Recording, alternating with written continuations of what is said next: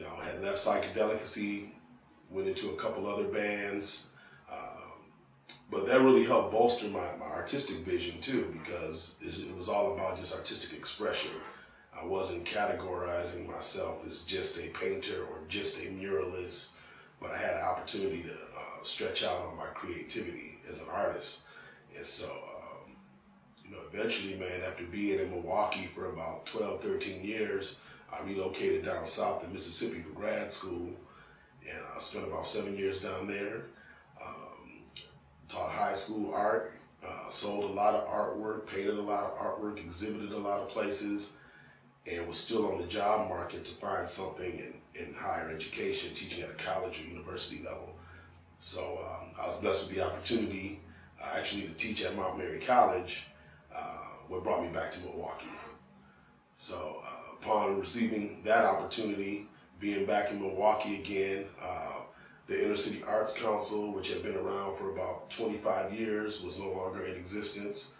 So the Community Arts, Celebration of Community Arts Festival, which used to be held down at the Marcus Center, was no longer taking place. It's almost been about 15 years since that.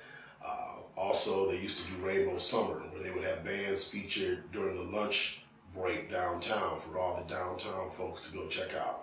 It's been about 8 years since that took place.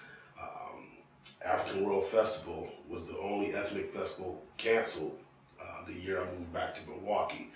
The Black Holocaust Museum was shut down. So it seemed like all the black institutions in the community were falling apart and nowhere to be found. So, I just was compelled. There was something in me that just really wanted to do an art festival showcasing urban artists, Latino, black, white, whoever, and then the funk festival, just showcasing another alternative to urban music. A lot of people think urban music is only about hip hop or neo soul, but there's a whole alternative black music scene that really doesn't get the props necessary.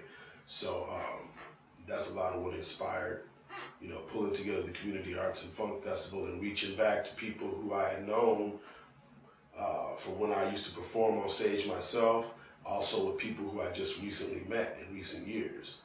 So it was a nice opportunity for bands I've known for almost 20 years to all of a sudden have an opportunity to perform on stage with bands who I've only known for just the past few recent years.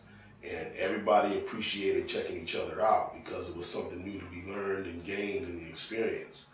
So I think that's what's going to help establish the branding that much more, is always reaching to the new innovative talent and making sure to showcase original musicians, songwriters, as well as original artists and artists.